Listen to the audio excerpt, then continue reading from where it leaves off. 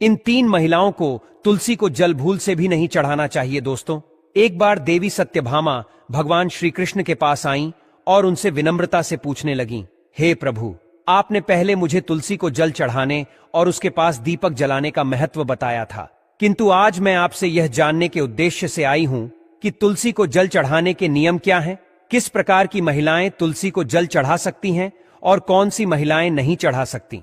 कृपया इस विषय में मेरा मार्गदर्शन करें। भगवान श्री कृष्ण ने देवी सत्यभामा के प्रश्न को सराहते हुए कहा, हे सत्यभामा, तुमने बहुत ही महत्वपूर्ण प्रश्न पूछा है। तुलसी को जल चढ़ाने के कुछ विशिष्ट नियम होते हैं और उन नियमों का पालन करने पर ही इसका सही लाभ मिलता है। यदि कोई इन नियमों का पालन नहीं करता तो उसे पुण्य के स्थान पर पाप मिलता है। इसके विपरीत देवी लक्ष्मी ऐसे व्यक्ति के घर को छोड़कर चली जाती हैं।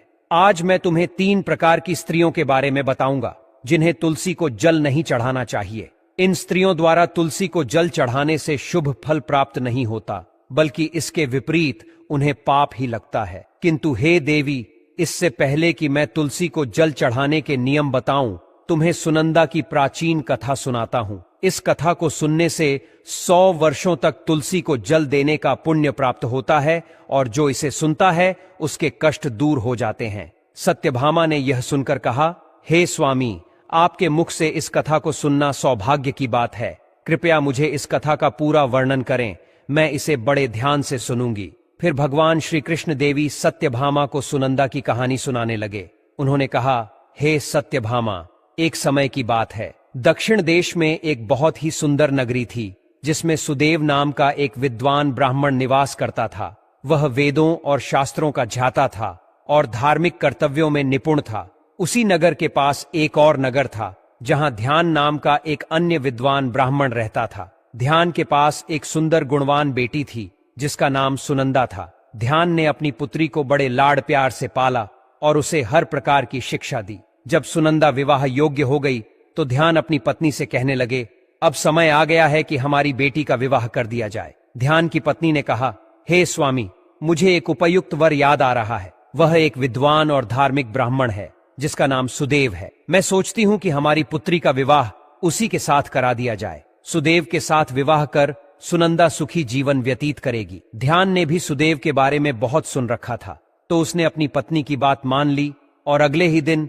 सुदेव के पास विवाह का प्रस्ताव लेकर गए। जब ध्यान सुदेव के घर पहुंचे तो उन्होंने देखा कि सुदेव अपने माता पिता की सेवा में तल्लीन है। सुदेव का यह आदर भाव देख ध्यान बहुत प्रभावित हुए। उन्होंने सुदेव के घर की पवित्रता और सजावट को देखा, जहां तुलसी का पौधा हरे भरे स्वरूप में विराजमान था और घर के भीतर भगवान विष्णु की प्रतिमा रखी थी। यह सब देखकर ध्यान का मन और भी प्रसन्न हो गया और उन्हें विश्वास हो गया कि सुदेव उनकी पुत्री के लिए उपयुक्त वर हैं। तब ध्यान ने सुदेव से कहा, हे विप्रवर, मैं आज आपके पास अपनी पुत्री का विवाह प्रस्ताव लेकर आया हूं। मैंने आपके समान गुणवान वर कहीं और नहीं देखा। सुदेव के माता पिता यह सुनकर बहुत प्रसन्न हुए और उन्होंने सुदेव को विवाह के लिए मनाया। सुदेव भी विवाह के लिए तैयार हो गए और विवाह का मुहूर्त तय करके एक पवित्र स्थान पर सुदेव और सुनंदा का विवाह संपन्न हुआ। सुनंदा के रूप और गुणों से सुदेव बेहद प्रसन्न थे। विवाह के बाद सुनंदा अपने पति और सास ससुर की सेवा में लगी रहती थी। उसकी मधुर वाणी और अच्छे कार्यों से वह सभी के दिलों को जीत लेती थी। सास ससुर भी सुनंदा के कार्यों से बहुत संतुष्ट रहते थे। रोज सुबह वह अपने पति से पहले उठकर आंगन की साफ सफाई करती, फिर स्नान करके तुलसी को जल चढ़ाती और भगवान विष्णु एवं मां लक्ष्मी की पूजा करती। उसके बाद वह भोग तैयार करती और उसमें तुलसी के पत्ते डालकर भगवान को अर्पित करती। भगवान को भोग लगाकर अपने पति को भोजन कराकर ही वह स्वयं भोजन करती थी। सुनंदा के ससुराल में उसकी यह दिनचर्या और सेवा भाव देखकर हर कोई उसकी प्रशंसा करता। उसका जीवन संपूर्ण सादगी और भक्ति से भरा हुआ था। उसके आचरण और भक्ति भाव ने उसके घर के वातावरण को भी पवित्र बना दिया था। भगवान श्री कृष्ण ने सत्यभामा को यह कथा सुनाते हुए कहा, हे सत्यभामा, सुनंदा जैसी पतिव्रता स्त्रियों के कारण ही घर में सुख शांति और समृद्धि बनी रहती है। जो स्त्रियां नियम पूर्वक तुलसी को जल चढ़ाती हैं और पूजा करती हैं, उनके घर में देवी लक्ष्मी का वास होता है और उनका जीवन खुशियों से भरा रहता है। इसलिए हर स्त्री को यह ध्यान रखना चाहिए कि वह पवित्रता और सही नियमों का पालन करते हुए ही तुलसी की पूजा करे। सत्यभामा ने यह कथा सुनकर भगवान श्री कृष्ण को धन्यवाद दिया और उन्हें विश्वास दिलाया कि वह इस ज्ञान का पालन करेंगी। रात को वह पति के चरण दबाकर उसके सो जाने के बाद सो जाया करती थी। सुनंदा के अंदर एक पतिव्रता नारी के सभी लक्षण थे और वह अपने पति को ही परमेश्वर मानकर उनकी सेवा करती थी। सुनंदा ने कभी अपने पति के अलावा अन्य पुरुष के विषय में विचार नहीं किया। वह सत्य धर्म का पालन करने वाली और धर्म कार्य करने वाली पवित्र स्त्री थी। उसने कभी कोई अशुभ कार्य नहीं किया। सुनंदा के ऐसे सात्विक और सरल स्वभाव को देखकर मां लक्ष्मी भी उस पर मेहरबान थी। मां लक्ष्मी स्वयं चलकर उसके घर में आकर निवास करने लगी, जिससे सुनंदा के जीवन में सुख समृद्धि और भी अधिक बढ़ गई। भगवान श्री कृष्ण कहते हैं, हे देवी सत्यभामा, देवी लक्ष्मी उन्हीं स्त्रियों पर अपनी कृपा दृष्टि बनाए रखती है जो पतिव्रता होती है और जो सत्य धर्म का पालन करती है। सुनंदा के अंदर वे सभी लक्षण थे जो एक श्रेष्ठ पतिव्रता नारी के अंदर होने चाहिए। सुनंदा और उसके जीवन की यह घटना एक गहरी सीख देती है, जहां उसने अनजाने में एक भूल की जिसने उसके पूरे परिवार को संकट में डाल दिया। एक दिन सुनंदा का पति, जो अपने कामुक भावनाओं के वशीभूत हो गया था, सुबह स्नान के बाद उसके पास आया और उनके बीच शारीरिक संबंध स्थापित हुए। इस घटना के बाद सुनंदा ने अपने दैनिक नियमों की उपेक्षा कर दी। बिना स्नान किए उसने तुलसी को जल अर्पित किया और उसे स्पर्श किया। यह वही क्षण था जब सुनंदा के शरीर में महामोह का प्रवेश हुआ और उसके जीवन में विपत्तियों का सिलसिला शुरू हो गया। सुनंदा के इस कृत्य से देवी लक्ष्मी नाराज होकर उसके घर को त्याग कर चली गईं। लक्ष्मी के चले जाने से घर का वातावरण पूरी तरह बदल गया। मोह के प्रभाव में सुनंदा के सारे इंद्रिय भ्रमित हो गए और वह अपने धार्मिक कर्तव्यों से दूर होती गई। यह मोह केवल सुनंदा तक ही सीमित नहीं रहा, इसका प्रभाव उसके पति पर भी पड़ा। वह भी हमेशा काम भावना से घिरा रहने लगा और धर्म से विमुख हो गया।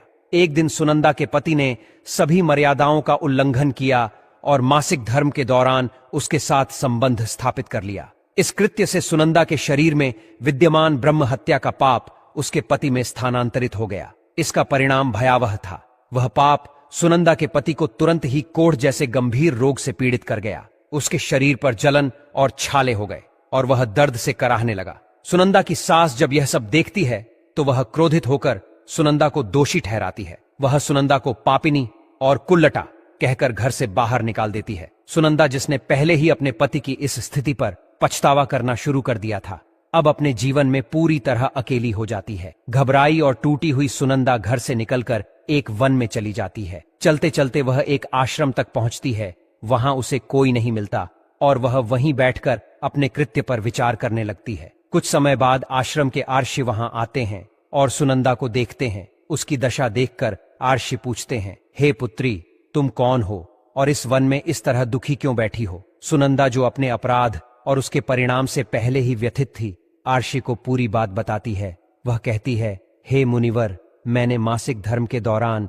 अपने पति के साथ संबंध बनाया और यही कारण है कि मेरे पति इस भयंकर रोग से ग्रस्त हो गए। मेरे कृत्य ने न केवल मुझे बल्कि मेरे पूरे परिवार को दुख में डाल दिया है। आर्षि, जो करुणा और ज्ञान के प्रतीक थे, उसे सांत्वना देते हुए कहते हैं, पुत्री, तुम चिंता मत करो। जो हुआ उसे बदला नहीं जा सकता, लेकिन उसका प्रायश्चित अवश्य हो सकता है। भगवान विष्णु की भक्ति और निष्ठा से किए गए प्रयास हर पाप का निवारण कर सकते हैं। आर्षि ने सुनंदा को उपाय बताया। तुम इस आश्रम में रहकर नित्य भगवान विष्णु की पूजा करो, तुलसी को प्रतिदिन जल अर्पित करो और गौ माता की सेवा करो। भगवान तुम्हारी भक्ति से प्रसन्न होकर तुम्हें और तुम्हारे पति को पापों से मुक्त करेंगे। सुनंदा ने आर्षि के निर्देशों का पालन करने का संकल्प लिया। उसने वहीं रहकर नित्य स्नान के बाद भगवान विष्णु की मूर्ति की पूजा शुरू की। वह तुलसी को जल चढ़ाती, गौ माता की सेवा करती और पूरे दिन भक्ति में लीन रहती। 1 वर्ष का समय बीत गया। सुनंदा की भक्ति और तपस्या से भगवान विष्णु अत्यंत प्रसन्न हो गए और उन्होंने उसे साक्षात दर्शन दिए। भगवान को अपने सामने देखकर सुनंदा ने उनके चरणों में गिरकर बार बार प्रणाम किया। भगवान विष्णु ने उसे आशीर्वाद देते हुए कहा, हे पुत्री, तुम्हारी भक्ति ने मुझे प्रसन्न किया है। अब बताओ, तुम्हारी क्या इच्छा है? सुनंदा ने नम्रता से पूछा, हे प्रभु, कृपया मुझे यह बताएं कि मेरे अंदर ऐसा कौन सा दोष था जिसके कारण मैंने यह घोर पाप किया और मेरे पति को ऐसा भयंकर रोग झेलना पड़ा। भगवान विष्णु ने समझाया, पुत्री, तुम्हारे अनजाने में एक भूल हुई थी। पति के साथ संबंध बनाने के बाद बिना स्नान किए तुमने तुलसी को स्पर्श किया और जल चढ़ाया। तुलसी माता स्वयं लक्ष्मी का स्वरूप है। ऐसी अवस्था में तुलसी को स्पर्श करना अपवित्र होता है। यही कारण था कि महामोह ने तुम्हारे शरीर में प्रवेश किया और तुम्हारा मन धर्म से विमुख हो गया। सुनंदा ने अपनी भूल को स्वीकारते हुए भगवान से क्षमा मांगी। भगवान ने उसे आशीर्वाद दिया और कहा, तुमने अपने प्रायश्चित से अपने पापों का नाश कर लिया है। अब तुम अपने घर लौट जाओ। तुम्हारा पति भी शीघ्र स्वस्थ हो जाएगा और तुम्हारा परिवार पुनः समृद्ध होगा। भगवान के आशीर्वाद से सुनंदा का जीवन बदल गया। वह अपने घर लौटी, जहां उसका पति कोढ़ से मुक्त हो गया। पूरे परिवार में सुख और शांति का वातावरण फिर से स्थापित हो गया। सुनंदा ने अपनी भूल से मिली शिक्षा को जीवन भर स्मरण रखा और धर्म के मार्ग पर अडिग रही। तुमने अपवित्र अवस्था में ही तुलसी को जल अर्पण किया था, जिस कारण से देवी लक्ष्मी तुम्हारे घर का त्याग करके चली गई और फिर महामोह ने तुम्हारे अंदर प्रवेश कर लिया। उसी महामोह के कारण तुम्हारे और तुम्हारे पति के अंदर काम का प्रभाव अधिक बढ़ गया और मासिक धर्म के दौरान स्त्री के साथ संसर्ग होने के कारण तुम्हारे पति को कोढ़ का रोग हो गया था। वह सुनंदा कहती है, हे प्रभु, अनजाने में मुझसे यह बड़ा पाप हो गया था। अब इस पाप का क्या प्रायश्चित है? भगवान विष्णु कहते हैं, हे सुनंदा, इस पाप का प्रायश्चित तुमने 1 वर्ष तक ब्रह्मचर्य व्रत का पालन करके कर लिया है, इसीलिए अब तुम पाप से मुक्त हो। सुनंदा कहती है, हे प्रभु, कृपया मुझे बताइए किस अवस्था में तुलसी को जल नहीं देना चाहिए और तुलसी को जल देने के क्या नियम है? भगवान विष्णु कहते हैं, हे सुनंदा, अब मैं तुम्हें तुलसी को जल देने के नियम बताता, तुम इसे ध्यान से सुनो। हे पुत्री, तुलसी एक अत्यंत पवित्र पौधा है। यह मुझे सबसे अधिक प्रिय है, इसीलिए इसकी सात्विकता बनी रहनी चाहिए। इस पौधे को कभी अपवित्र अवस्था में स्पर्श नहीं करना चाहिए। जो स्त्री मासिक धर्म से हो, उस स्त्री को इस पौधे को कभी स्पर्श नहीं करना चाहिए। मासिक धर्म के दौरान स्त्री के शरीर में ब्रह्म हत्या का पाप होता है।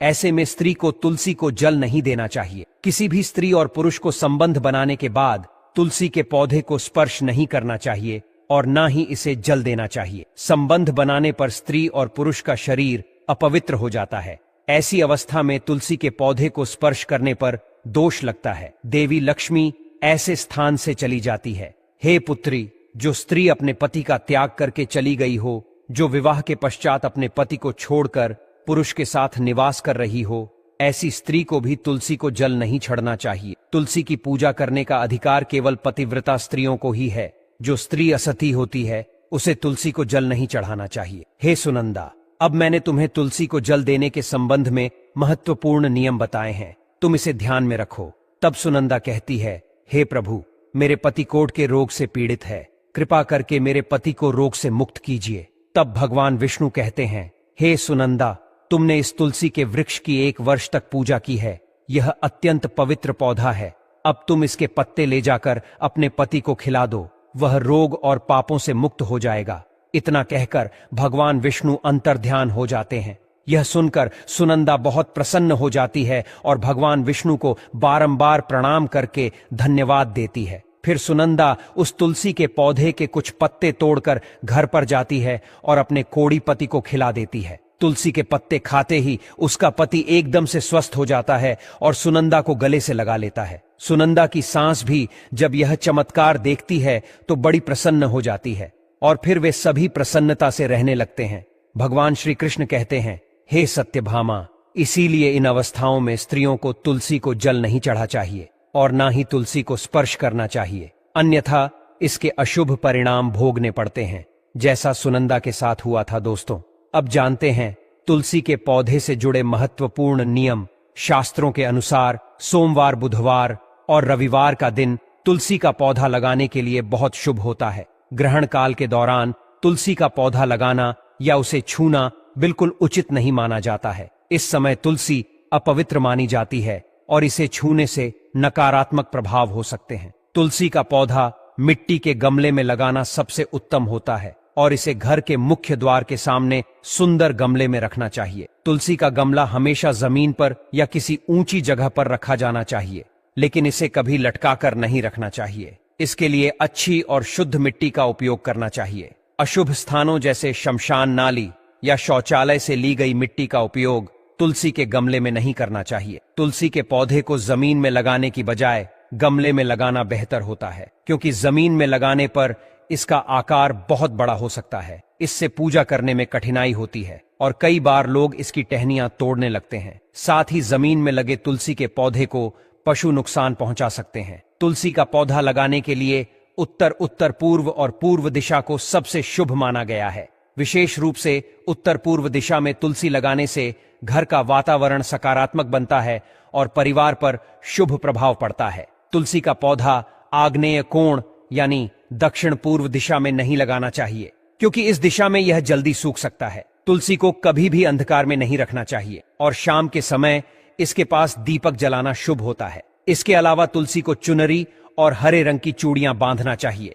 तुलसी को सजीव मानते हुए इसे कभी अकेला नहीं छोड़ना चाहिए। तुलसी के पत्ते तोड़ते समय ध्यान रखना चाहिए कि धारदार वस्तु जैसे चाकू या कैंची का उपयोग न करें। तुलसी के पत्ते उंगलियों से ही तोड़ने चाहिए। टहनियां तोड़ना वर्जित है, क्योंकि यह अशुभ माना जाता है। पत्ते तोड़ते समय नाखूनों का भी उपयोग नहीं करना चाहिए, क्योंकि इससे स्त्री के सौभाग्य पर नकारात्मक प्रभाव पड़ सकता है। एकादशी के दिन तुलसी के पत्ते तोड़ना भी वर्जित है। इस दिन की आवश्यकता के लिए एक दिन पहले ही पत्ते तोड़कर रख लेना चाहिए। सूर्य ग्रहण और चंद्र ग्रहण के समय तुलसी को छूना मना है। शाम के समय भी तुलसी के पत्ते नहीं तोड़ने चाहिए, क्योंकि इस समय तुलसी निद्रा अवस्था में होती है। ऐसा करना पाप माना गया है। पुरानी और सूखी तुलसी की पत्तियों को फेंकने की बजाय मिट्टी में दबा देना चाहिए। इसे नाली या कचरे में फेंकना अशुभ होता है। रविवार के दिन तुलसी को जल अर्पित नहीं करना चाहिए। तुलसी को जल चढ़ाने के लिए शुद्ध पानी का ही प्रयोग करें। गंदा या झूठा पानी चढ़ाना वर्जित है।